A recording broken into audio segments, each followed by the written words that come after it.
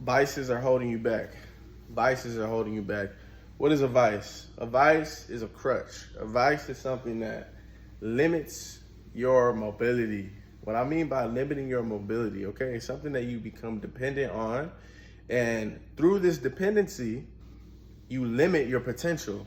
What does that mean? Okay, so if I have a crutch, right? If I have a crutch, for a while that crutch feels good while I'm injured, right? Let's say I tore my ACL, boom, I need crutches to get around, okay? The doctor's gonna say something like, you're gonna be on crutches for the next, 4 weeks. And then after 4 weeks, while you're in physical therapy, after that, you should start weaning off of, if the physical therapy is working, we'll start weaning you off of the crutch. Why do we wean you off the crutch?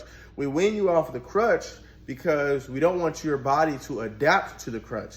Because once you adapt to the crutch, it's much harder for you to fully recover that range of motion and mobility you had before. Not only get to where you were before, but exceed past where you were before, right? And that's when it becomes dangerous. So a lot of these things, these vices, they start out as crutches. They start out as things that help us in the meantime to get to where we want to go, right? Or to push through the day. Or it's the hit at the end of a long work day that's like, I'm at peace, I can breathe, right? It first starts out as a crutch. It's something that you look forward to, helps you push towards the day. Then something happens. I don't know when it happens. I don't know where the line is. It's a gray area that all of a sudden, this thing starts controlling you. Now, when you wake up, you're reaching for this thing. Now, whenever you get stressed, you're reaching for this thing. So instead of it being something that at first was helping you, it was literally helping you get back to where you were at baseline. Now it's something that you become so dependent on, you'll never get to baseline if you keep using this thing. And the only way to truly know that you don't need the crutch anymore is to completely cut it off and find other sources of fulfillment that will add value to your life and push you forward in life, okay?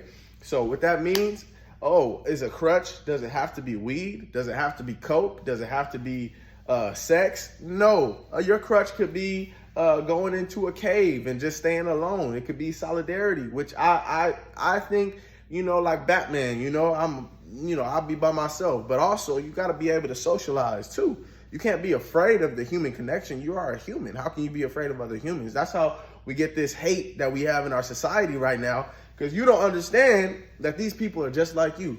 At the end of the day, underneath the skin tone, the race, the accent, the background, the culture is a human being with a spirit just like you, that has feelings just like you, that fucks up just like you.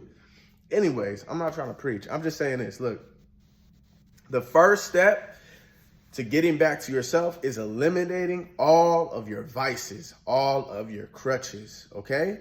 So it's the obvious ones, the weed, the alcohol, the sex, the cocaine, the Molly, whatever drugs it is, right? A drug is an escape. So if you're not comfortable with yourself, that's the first thing you got to get back. Because as a baby, you didn't need Molly to feel good, to feel like you're doing okay.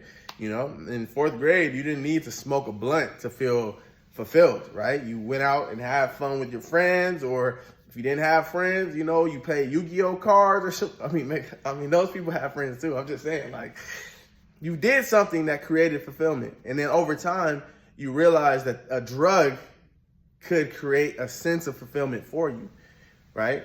Okay, doesn't have to be drugs, like I said. So whatever that crutch is for you, if it's eating, bad eating habits, you started eating a lot more to feel better, and, it helps you feel better, but you don't actually feel better with yourself. That's a crutch. That's a crutch. You don't actually enjoy the food. And the beauty is, if you ever decide to go back to anything that you gave up, you go back to it with a sense of choice, with a sense of, I chose this for myself.